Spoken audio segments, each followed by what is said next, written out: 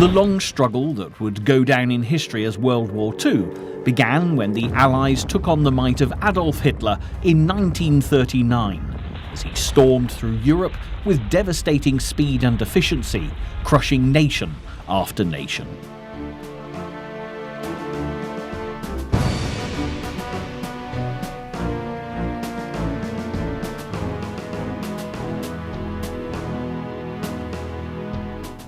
As thousands of British and French troops awaited rescue on the beaches of Dunkirk, the humiliating defeats of 1940 made it clear that Hitler and the Germans were a force to be reckoned with. But as more countries became engaged in the web of conflict, the tide slowly but surely began to turn. With Allied victories in North Africa in 1942, and the invasion of Sicily in 1943, while the Russians stood firm on the Eastern Front, both the Allied forces and Adolf Hitler's axes of evil knew that an attack on northwest Europe was imminent. 4 years after Dunkirk, the steel masts of the Allied ships would cross the English Channel once more, but this time to liberate France from oppression and free Europe from Nazi occupation. The Normandy landings of 1944 boasted the largest sea-borne invasion in history, and this extraordinary event will now be revisited during the course of this programme, D-Day and beyond. After many twists and turns in the European conflict, by 1943 the British Prime Minister Winston Churchill and the American President Franklin D. Roosevelt were immersed in schemes for a combined offensive on Germany. In July, initial plans were put in place for a mass landing on the northwest coastline of France, and these were discussed with the Soviet dictator Joseph Stalin at the Tehran Conference later that year. Many important decisions had to be made for the operation, codenamed Overlord, and first and foremost, it had to be settled where the invasion should take place. The quickest and easiest route for the Allies would be over the Pas de Calais, but this is exactly what the Axis commanders expected. The element of surprise was so vital to the landings that a more complicated route was eventually chosen, and 3 beaches in the Caen-Bayeux region of Normandy were selected. For such a comprehensive landing, preparation was the key factor, and the Supreme Headquarters Allied Expeditionary Force, known as SHAEF, was set up to begin extensive planning. Although many expected US Chief of Staff George C. Marshall to be put in control of the organisation, the American commander, who had successfully led his troops to victory in Africa and Italy, was not selected, and instead General Dwight D. Eisenhower was put in charge of operations. Alongside Eisenhower, the British General Bernard Montgomery helped shape plans for the invasion. Montgomery had first-hand experience of warfare, having fought on the Western Front in the First World War. He had also commanded forces at Dunkirk and claimed many victories during the North African campaign, and along with Eisenhower decided that 3 landing areas would not be enough. Instead, they chose 5 beaches between Cherbourg and Le Havre. Churchill described this line of landing zones as a 50-mile half-moon of sandy beaches, and if the landings in this half-moon proved successful, it would be possible to establish a beachhead with adequate ports. Then the plan to drive along the lines of the Loire and Seine rivers into the heart of France, instigating the liberation of Europe, could begin in earnest. The American Army divisions would land at beaches codenamed Utah and Omaha, while the British and Canadian troops would come ashore on the 3 remaining beaches, Gold, Juno and Sword. Upon arrival, The plan was then to reinforce the troops and drop off as many soldiers as quickly as possible. But the task was far from being an easy one, and having suffered a terrible defeat 2 years earlier after an attack on the north coast of France, the Allies were all too aware of the risks involved.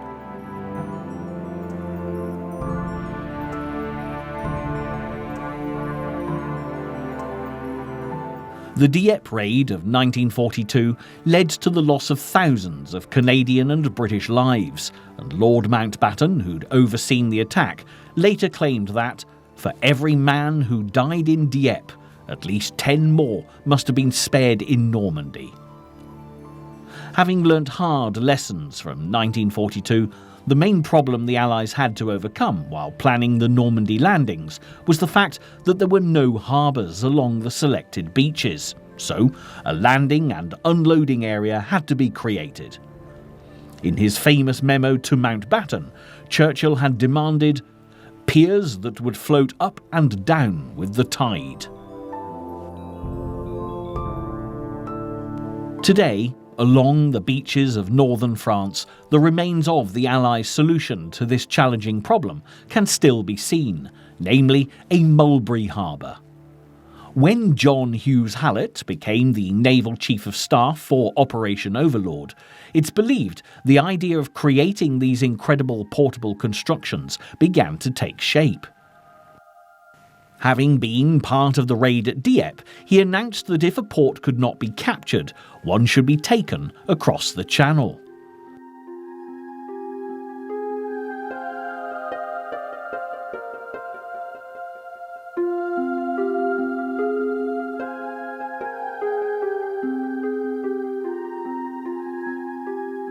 Consequently, in the months prior to the operation, giant concrete building blocks were secretly constructed to create 2 Mulberries. The one codenamed A was for the American troops at Omaha, while Mulberry B would be at Gold for the British and Canadian troops.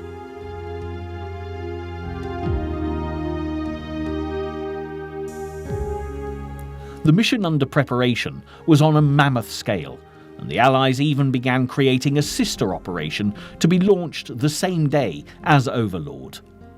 Eisenhower was keen on causing a diversion from the action in Normandy and made plans for a small army from the Mediterranean to land on the south coast of France in Operation Anvil. The Americans believed that this would distract German forces and relieve pressure on the troops landing in the north. The British, on the other hand, were reluctant to spare men desperately needed for the Italian campaign in the south, which continued to push for Rome.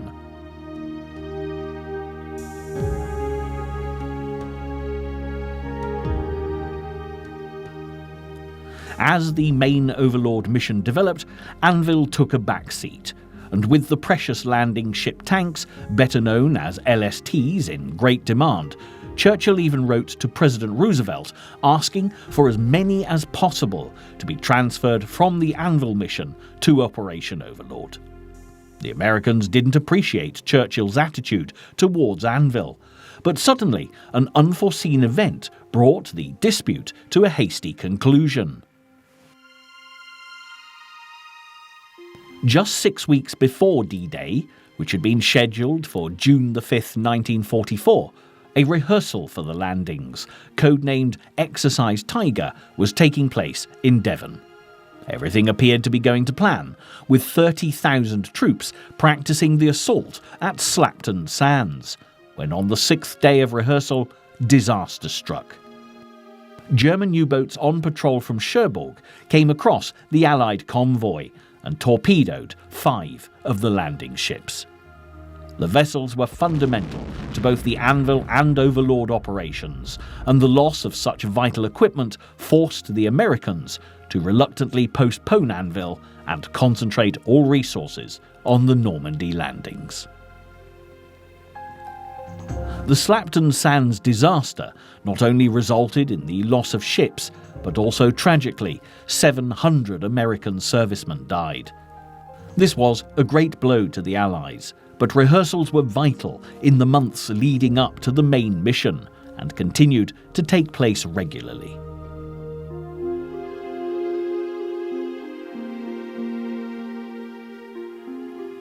Although rehearsing such a large operation proved difficult to hide from the German army, one of the main reasons D-Day was such a success was the extraordinary precautions SHAEF took to conceal their plans. The main objective was to convince German intelligence and Adolf Hitler that an attack would come from Kent bound for Calais. So, for every reconnaissance flight over Normandy, 2 scouting planes were flown over the Pas de Calais. In fact, Calais itself was bombed by 1,000 American planes, and German intelligence became even more convinced that this was where the Allied invasion was going to be targeted. If further proof was needed, dummy landing craft were also introduced, which were strategically placed in the Thames estuary and the Channel ports. The work and effort put into making sure the Germans thought a large attack was bound for Calais was so immense and complex that it was even recognised as a shadow mission and given the code name Fortitude. Another decoy plan was the creation of an entire fake army, the first United States Army Group, which appeared to be a completely functional unit, perfect in every detail, but lacking just one vital element: real soldiers. Phony inflatable tanks and trucks made of rubber gave the impression of movement and training, and it's hardly surprising the Germans fell for the subterfuge, not least because the highest-ranking American commander, George S. Patton, was put at the helm of the first United States Army Group, giving even more credibility to the deception. Even so, despite all this planning, a distinct lack of German aerial reconnaissance meant that some of this activity went unnoticed. One of the most elaborate red herrings was the clever plan to increase wireless traffic in order to help generate propaganda for the non-existent units.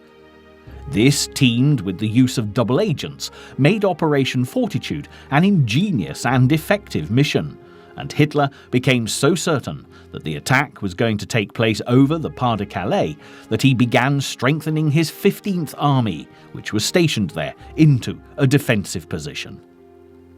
Meanwhile, the French resistance, which had been a growing force since 1940, needed to be informed that an attack was imminent, and the British communicated their plans in 2 cryptic coded messages: "The long sobs of violins of autumn," and "Wound my heart with a monotonous languor," by wireless, courtesy of the BBC. Hello, forces. Once again, this is Joan Griffith saying thank you. German intelligence soon discovered the significance of the code words after interrogating members of the resistance, but they dismissed them as just another of the many decoys. The German commander Erwin Rommel, charged personally by Hitler with securing the Nazi position in France, also doubted the Allies would risk announcing such important operations over the radio.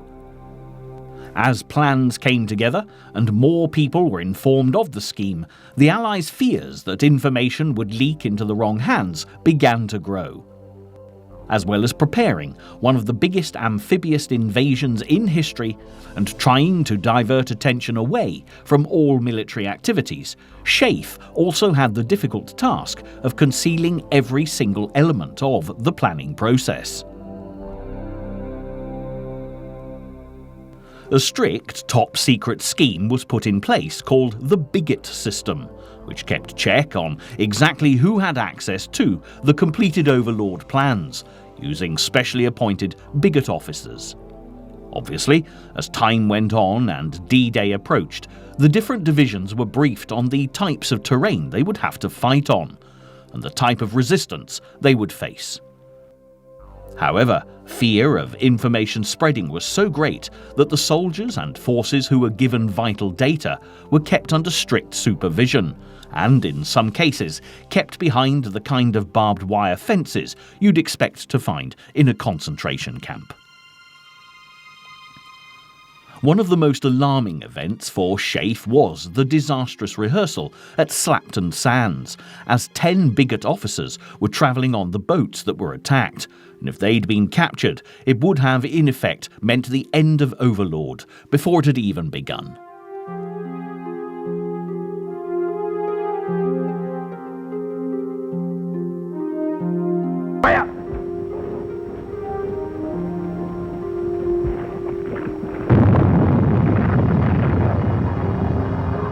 All further planning was put on hold until the long and gruesome task of searching the Slapton area to unearth all 10 bodies was complete, and only then could SHAEF relax in the knowledge that their secrets were still safe.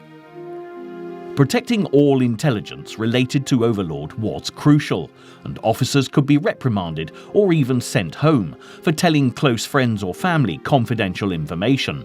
And it wasn't just idle gossip that concerned SHAEF, but also the daunting task of keeping vast quantities of bigot documents under control.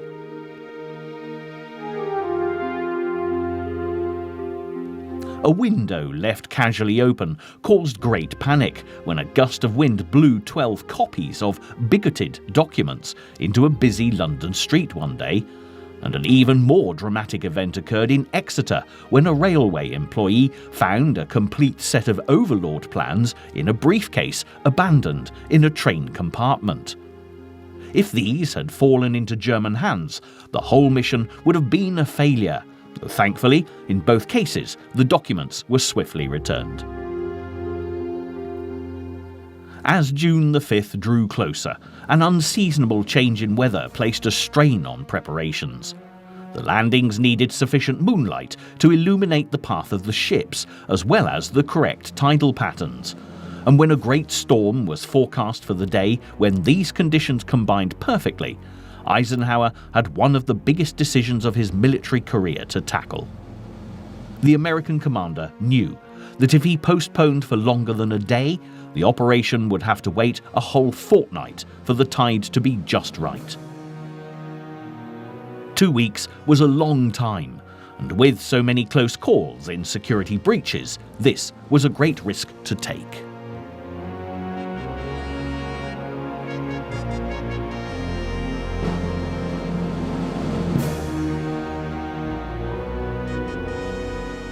If the mission was postponed, Eisenhower could not be sure the operation could be concealed.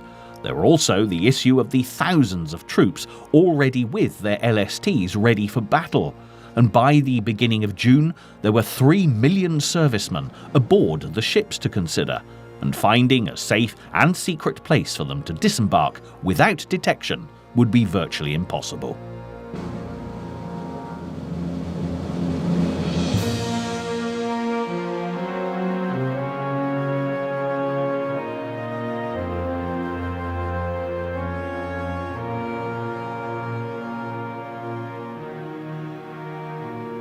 As the streets of southern Britain, so recently bustling with military activity, fell strangely silent and the waves churned beneath the ships, Eisenhower, faced with appalling weather conditions, made the decision to postpone D-Day from the 5th to the 6th of June.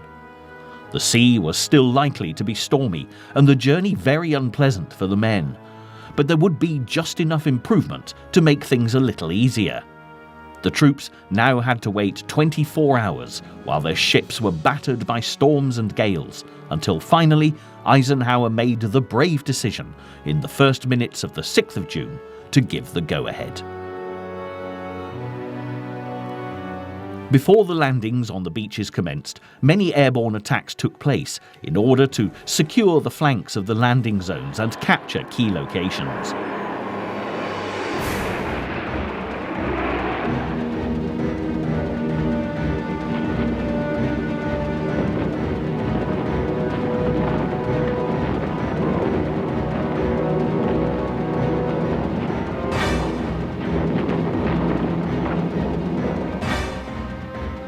Many of these targets were bridges along the River Orne, and this group of assaults was codenamed Operation Tonga.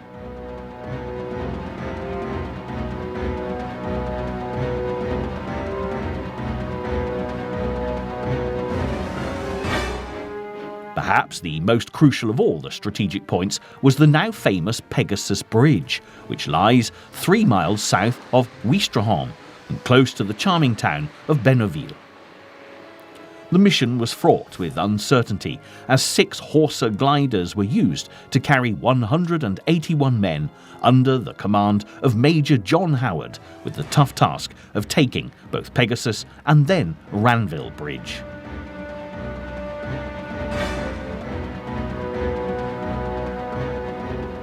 It was vital to secure both bridges intact, as they'd be crucial for allowing the landing troops to advance east along the coast, and capturing Pegasus Bridge would also delay any German counterattack on Sword Beach and prevent enemy reinforcements from getting through.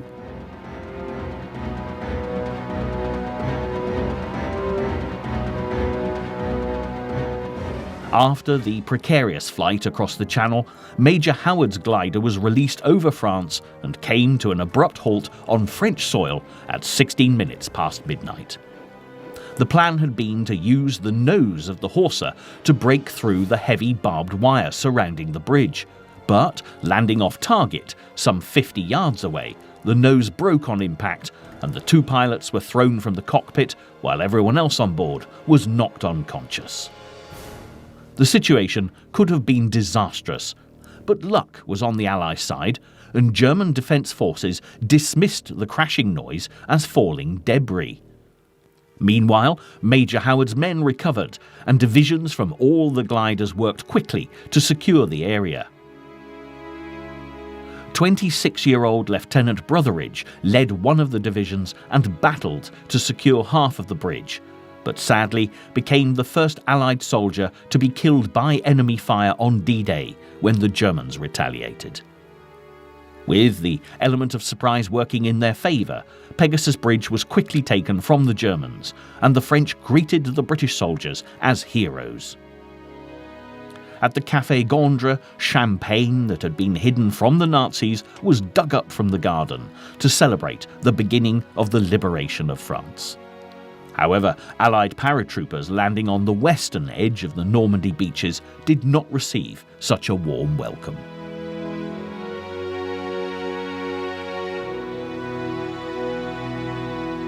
The horrendous storms and terrible visibility caused the paratroopers to land up to 25 miles off course, and as Erwin Rommel had flooded many of the suitable areas, a significant number of troops drowned under the weight of their kit. Those fortunate enough to avoid landing in the man-made boggy marshes had to face Rommel asparagus, in effect long poles driven into the ground, booby-trapped with mines, which could do tremendous damage. Many Allied lives were lost in these initial assaults, but this support mission was of vital importance if the D-Day invasion was to stand any chance of succeeding. Similarly, the aerial and naval bombardment of the beachheads, which took place just before the troops disembarked, was essential in preparing the ground for attack. Each stretch of shoreline would have a very different set of circumstances awaiting the troops, but every division had a crucial role to play in what was fast becoming a huge overall picture.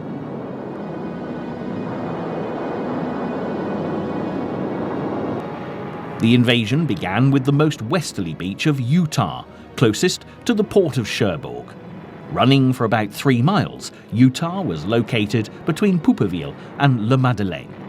Over 30,000 American troops and 3,500 vehicles were in position by 2 a.m, ready to attack at first light. After an initial bombardment, a raid party swam out to a suspected German observation post, and the swimmers, armed only with knives, found the post to be completely deserted, and the same was true all along Utah Beach, as the Allies discovered that the luck was on their side. Brigadier General Theodore Roosevelt, the former American president's eldest son, was the oldest man to land that morning at 57 years old. He was the only general who'd requested to join his squadron, and although his commander was reluctant to let him go, his wishes were approved. As the first wave began landing, General Roosevelt was among the troops. However, it was soon clear things had not gone according to plan. The weather conditions were so terrible and visibility so poor that nearly all the ships had veered off course. Roosevelt's division landed at least a mile off target, which could have had disastrous consequences.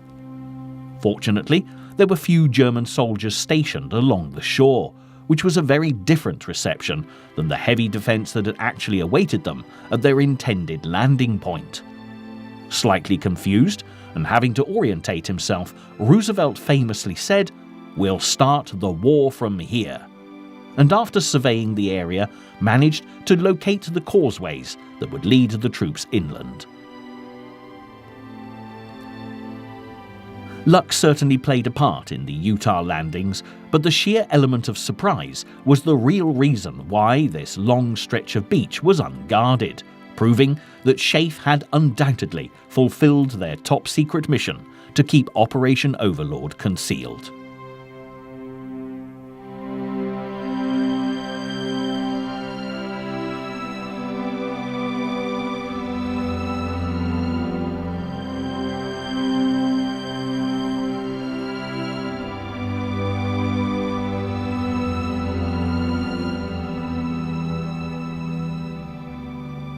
The only German troops put on high defensive alert were the 15th Army in the Pas-de-Calais. Rommel saw no reason to have the 7th Army, who were defending the northwest coast as well as Brittany, put on alert. And ironically, nearly all the senior commanders of this division had been sent away for an exercise based upon a theoretical Allied invasion of Normandy. Rommel, who would be called to account in the event of an invasion, was so convinced that no one in their right mind would invade in such terrible weather conditions, chose to leave the field of battle, returning home to his wife in Germany to celebrate her birthday. The Allied forces had never carried out a landing without forecasts of extended periods of clear weather, and as SHAEF had carefully concealed all traces of the massive operation underway, Rommel truly believed that there was not the remotest chance of an attack.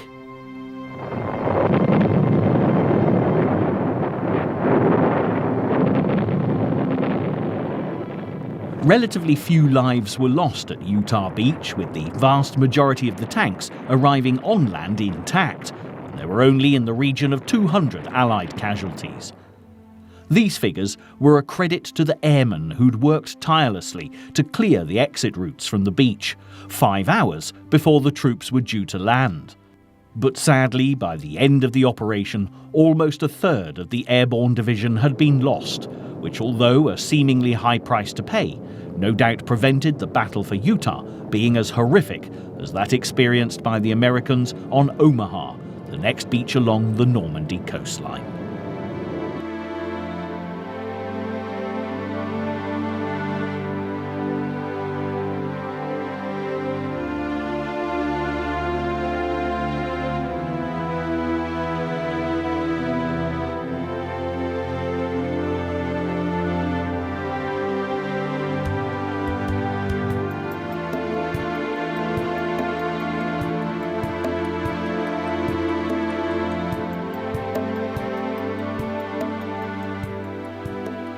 The objectives of the American troops at Omaha Beach were, firstly, to secure a length and depth of 5 miles, and then advance and join the British troops landing at Gold Beach. Problems with navigation, not least due to the stormy weather, were very difficult to overcome, and although this had worked in favour of the Americans at Utah, at Omaha they found themselves coming ashore right in the line of fire of the highly trained German 352nd Division, who were defending this part of the Normandy coast.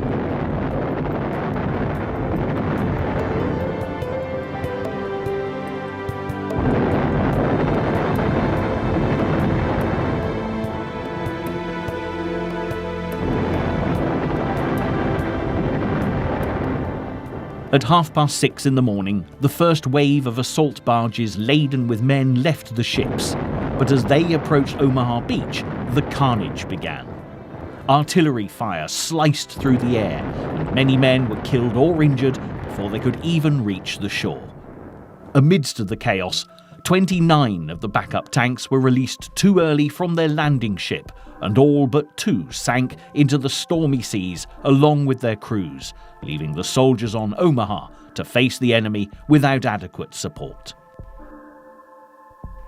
With the confusion over navigation, infantry divisions were separated, and as commanders fell alongside their men, the remaining troops were left to use their own initiative in order to regroup and create footholds. Brave engineers aided the battle, desperately attempting to clear the beaches of deadly mines, but many were killed as intense gunfire set the explosives off, and as the second wave of troops arrived, they were faced with a scene of chaos and utter devastation.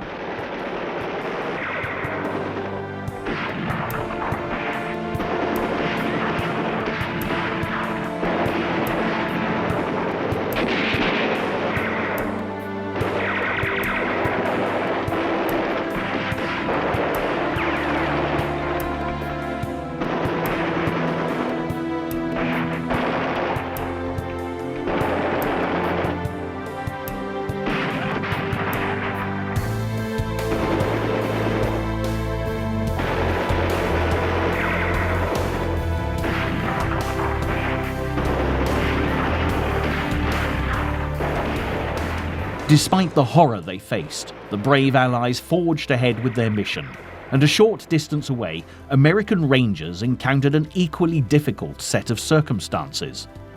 Situated high upon a 100-foot cliff face between Utah and Omaha was a German defense station at Pointe du Hoc, which housed a battery of guns captured from the French. Because of the strategically difficult position, neither aerial nor naval bombardment had been able to destroy the enemy stronghold. So a small battalion of just over 200 men of the US 2nd Rangers were sent to destroy the battery and seize Pointe du Hoc. Under the command of Colonel James E. Rudder, they scaled the cliffs using ropes and ladders, but while attempting the treacherous climb, many were killed by enemy fire as they advanced up the rock face. However, a number of them managed to courageously continue until they reached their target and successfully take the point. For 2 days, the 90 surviving Rangers fought tirelessly to hold the area until reinforcements arrived from Omaha. While the battle continued on Omaha, further east, British and Canadian troops had made their landings on Gold and Juno beaches. Here, the objectives were to liberate the town of Bayeux, secure the Caen-Bayeux road, and occupy the port of Arromanches before joining up with troops from the other landing beaches. Although the British troops experienced some heavy resistance at first, they soon managed to break through the German line of defence and head towards the Canadians on Juno Beach before marching further inland. Juno was very heavily defended, and the Canadians had to face the full might of General Wilhelm Richter, who proved a tough adversary for the invading Allies. Within an hour, the Canadians suffered huge casualties, but they fought bravely on, and by noon, the entire division of 14,000 men had landed. The last beach in the D-Day lineup was Sword, which was the furthest east and close to the strategically vital city of Caen, which was key in the battle for Normandy and the gateway to the Seine and Paris.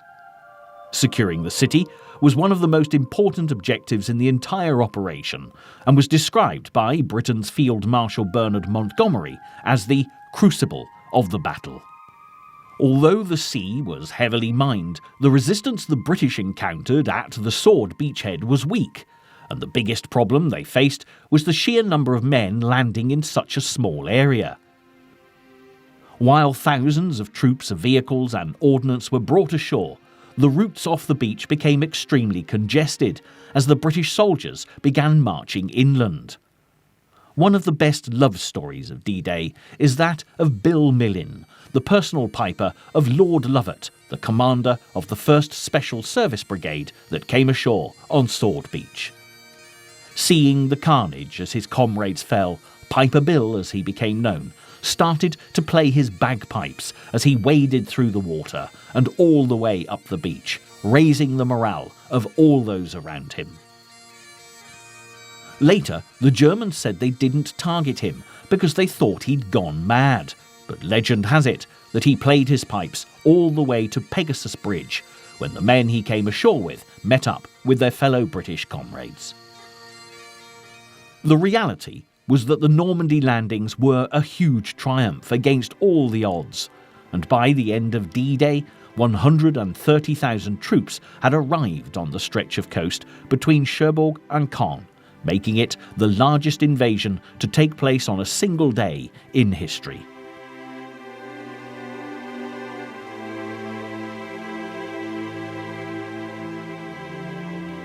Relief for the Allied commanders at the success of the Normandy landings was immense, and as the groundbreaking news was announced across the world, at least people everywhere dared to believe that the war could end with an Allied victory, bringing a conclusion to Adolf Hitler's reign of terror.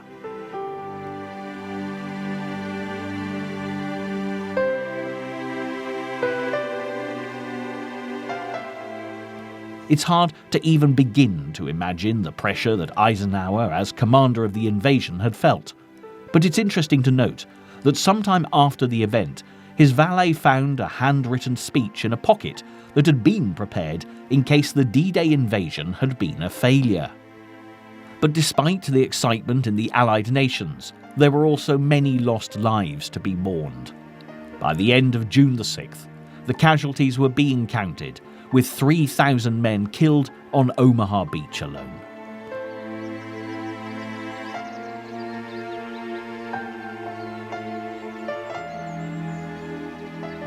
Today, you'll find the graves of the brave American and British servicemen killed on D-Day, and in the weeks that followed, laid to rest in cemeteries just set back a short distance from the coast, as well as the German casualties, some of whom were little more than schoolboys, conscripted in desperation to fight for the Nazi cause. The news of the invasion had a profound effect, not only on the Allies, but also in the German homeland. Those who opposed Hitler began to accelerate their secret plans to assassinate the leader that they believed to have done Germany such a terrible wrong. The Führer himself and other prominent members of the Nazi Party were aware that something had to be done, and quickly, to boost morale, which is why the terrifying reprisal weapon, the V1, was unveiled. On June the 13th, Hitler unleashed the unpiloted bombs, each carrying nearly a ton of explosives, over the south of England, causing terror and panic amongst British civilians. 3 days later, Germany's day of vengeance began in earnest as hundreds of V1 bombs were launched, destined for London. As the air raid sirens wailed, it would be weeks before Londoners heard the all-clear sound as wave after wave of bombs darkened the summer skies. The pulsating engine of the bombs made a distinctive buzzing sound, giving the V1 its nicknames, including the Doodlebug and the Buzz Bomb. And as people took shelter where they could, they soon feared, above all else, the sudden silence as the bomb began hurtling towards the ground.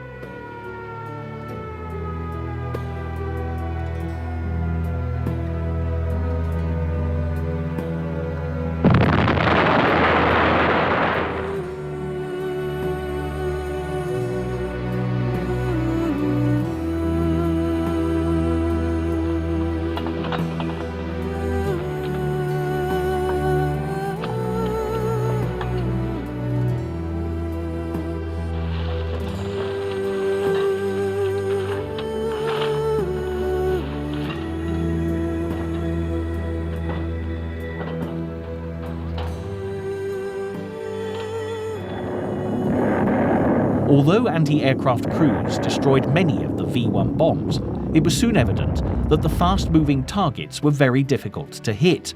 And as the incendiary devices dropped indiscriminately on streets and homes, thousands were killed or injured by Hitler's terror weapon.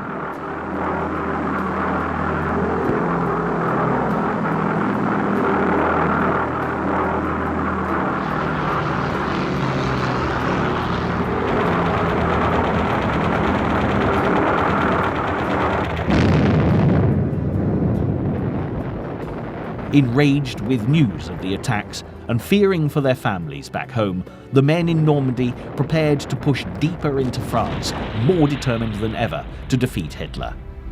Further reinforcements arrived, and as the famous Mulberry harbours were put in place, the Allies really consolidated their position. Speed was now of vital importance, not least because German intelligence still believed there'd be a further attack bound for Calais, and still had the majority of their troops stationed there. But this would not be the case for much longer. The path was clear for the Allies to strike at the heart of occupied France, and the days that followed the 6th of June became equally as critical if Hitler and his axes of evil were ever going to be defeated. While Hitler had to contend with Operation Overlord in France and the Italian campaign further south, there were also developments on the Eastern Front. By the 22nd of June, the feared Russian Red Army had commenced Operation Bagration. This was the Belarusian offensive, which aimed to clear German forces from Belarus in northern Russia to Poland. The impact this operation would have on furthering an Allied victory was immense, as it destroyed the core of the German army.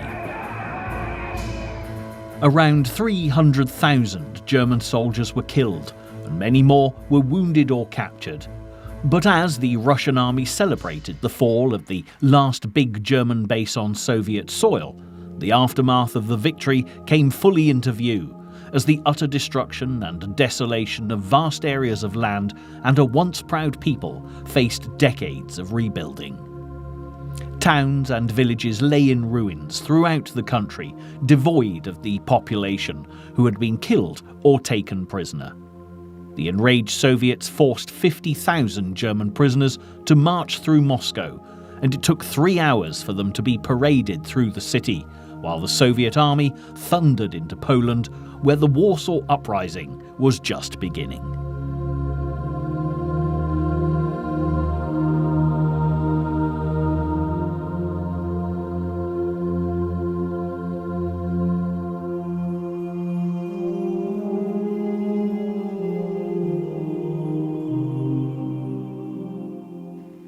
With Russian forces coming from the east, American, British and Canadian forces penetrating France, and the Italian campaign still gaining momentum in southern Europe, Hitler's Third Reich was on the verge of collapse.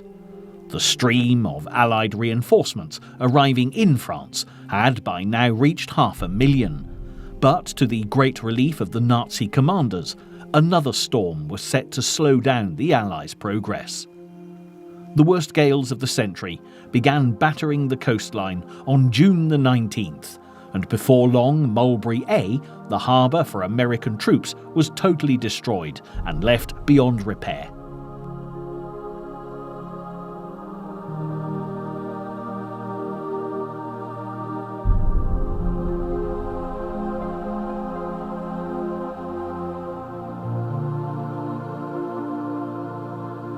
As the storm subsided, the march further into France and toward Cherbourg resumed. The two aims of Britain's Field Marshal Montgomery were to capture the port of Cherbourg and the city of Caen, which were still heavily protected by German troops. However, compared to the progress of the Red Army in Russia, Montgomery's advance was alarmingly slow. When Eisenhower arrived at the beginning of July, conflict between the two commanders was very noticeable. With the German forces taken by surprise, and more than enough Allied airmen and soldiers to continue the push for Cherbourg and Caen, Eisenhower could not understand why victory was eluding Montgomery and his men.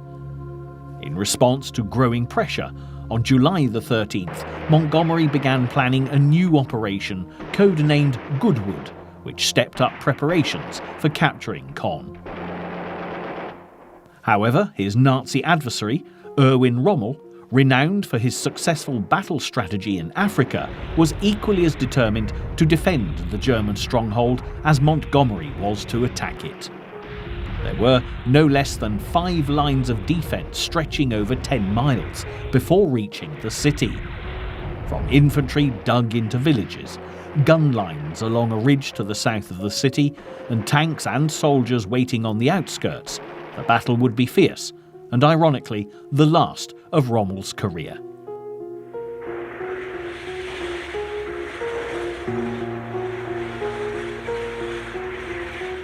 Just a day before Montgomery launched the attack, British aircraft fired on Rommel's car, seriously injuring Hitler's Desert Fox, who was rushed to hospital. As Allied bombers began to pound Rommel's defences in France, there was also a dramatic turn of events in Germany, because Hitler had narrowly escaped with his life when a bomb exploded at his East Prussian headquarters.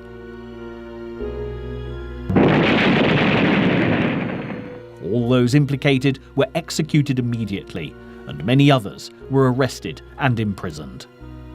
Hitler's long-serving commander, Erwin Rommel, was among those implicated in the assassination attempt, and although it's quite possible he knew nothing of the attack, he took his own life just months after D-Day rather than face investigation. Nevertheless, Hitler and the Nazis quickly recovered from the shock of the failed assassination attempt, focusing their attention on keeping Paris secure, although the Germans defending Caen had suffered great losses, while the surrounding villages were left in ruins. Many Germans were taken prisoner, and the ships that had brought the British and American troops to France were now filled with POWs before they made their journey back across the Channel. Eisenhower, by this point, was extremely frustrated with Montgomery and the fact that further advances had not been made. So he gave the American General Omar Bradley the go-ahead to put Operation Cobra into place on July the 25th. As planes unleashed torrents of bombs and the US troops battled into a position of strength, within a week, General George S. Patton and his troops had also added their weight to the campaign. As Cobra pushed from the north, the highly disputed Operation Anvil was rekindled and renamed Dragoon, because it was said Churchill, who had never thought the idea to be of use, believed the Allies had been dragooned into accepting it. The British had always argued that troops and equipment would be put to more use in the Italian campaign, but as the Allies had now captured Rome, there was no reason to withhold troops any longer. On the 15th of August 1944, it was planned that the Allies were to make an amphibious landing between the towns of Toulon and Caen. There was a mix of American, Canadian, British and Free French divisions taking part in the assault, and on the first day, over 94,000 men landed along the southern coastline. In 24 hours, the troops had infiltrated 20 miles of French soil and captured the very useful port of Marseille. This certainly boosted morale for the Allies and also the ever-growing French resistance, who after so many years of occupation were ready, willing and able to play their part. By the time the 6th of June arrived, the resistance had a Free French army of about 100,000 men that was increasing daily, proving very useful to the Allies as they invaded Normandy, and in the subsequent weeks during the build-up to Battle for Paris. Their position provided the Allies with military intelligence, and they helped sabotage the enemy in any way possible.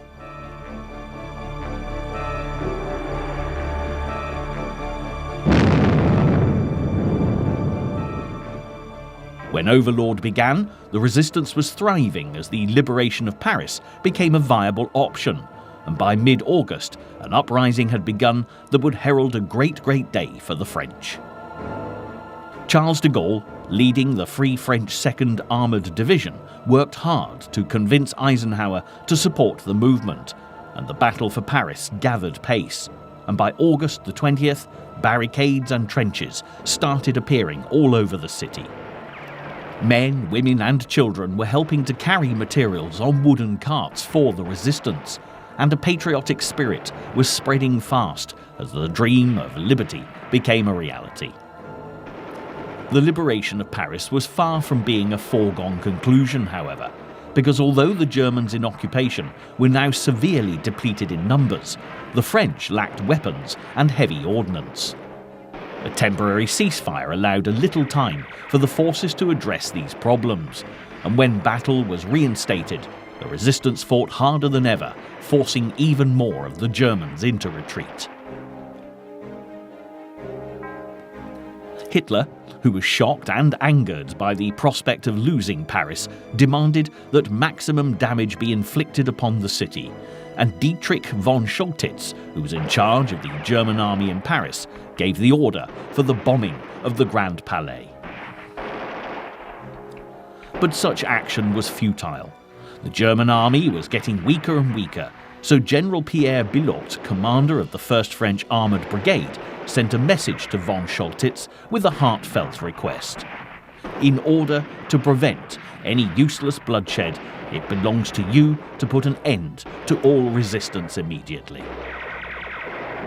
Von Choltitz believed this to be the best plan of action, but when Hitler insisted, Paris must not fall into the enemy's hands except lying in complete debris, Choltitz had a terrible moral dilemma to face. Fortunately for Paris, he bravely decided to disobey these threatening orders and allowed the City of Light to continue to shine. Paris was liberated on the 25th of August 1944, and this day has gone down in history as being a vital stepping stone on the road towards the ultimate Allied victory. Patriotism had played a huge role in the battle for France, and de Gaulle, who would go on to become president of the Provisional Government of the French Republic, without doubt knew how to motivate his people. We, who have lived the greatest hours of our history, we have nothing else to wish than to show ourselves up to the end worthy of France. Long live France. From D-Day to the liberation of Paris, and throughout the many battles that had been so bitterly fought in between, these crucial months of 1944 had truly changed the course of the war. An Allied victory would not have been possible if it hadn't been for the bravery of those who fought and died on the beaches of Utah, Omaha, Gold, Juno, and Sword.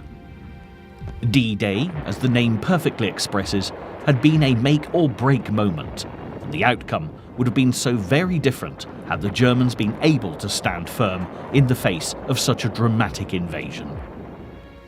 From here on, with the path to Berlin laid wide open, the Allies could really see the light at the end of the tunnel, and they knew that victory was now within their grasp.